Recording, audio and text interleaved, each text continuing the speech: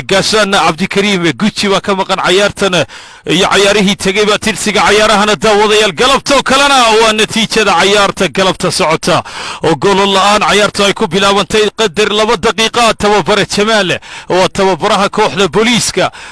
توبر عبد الحكيم محمودنا وتوبرها كوحدة قاشان قودر مدفك عدان كابيكو عياريان مركنا ترسق عيارته قلب نمى تاريخ ذا عيارها وتضباط كيس الدحادة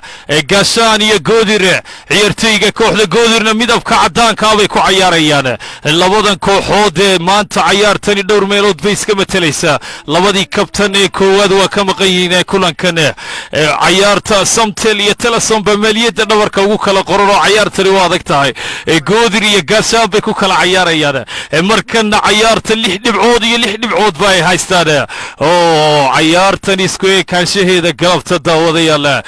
goodir Samtel bay ku ciyaaraysaa gaashaan oo ciidanka qarankaana waxay ku ciyaarayaan Telesom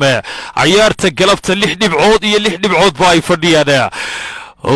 labadii kabtan ee kooxahana waa maqayin kulanka galabta oo taariikh kala ciyaaraha galabnimo iyo tirsiga ciyaaraha markana garsoore Cabdicasiis ka moobalo garsooraha dhexe ciyaarta daafaca kooxda booliiskana ee kulanka galabta golhaya Cabbaas Umar Ali Saciid Sariico oo Fuad Cinjir difaaca lugta bidixna ciyaartiga Jamaal Cabdicasiis Cudo Naasir Xaashi Fathi Riin al-Kabitano weerarka ciyaartana waa Cabdilwaduud Formula 1 min Xirsi Cabdilcasiis كيو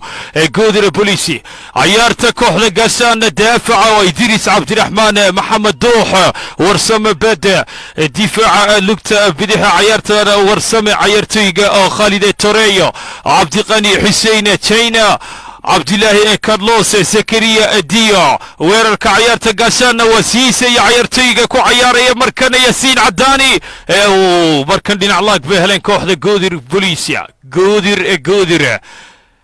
Cabdicasiis kamo garsooraha ciyaarta markana oo soo bilaabay ciyaarta galabnimo markana taariikhda ciyaarta kabtanka Abu Fathi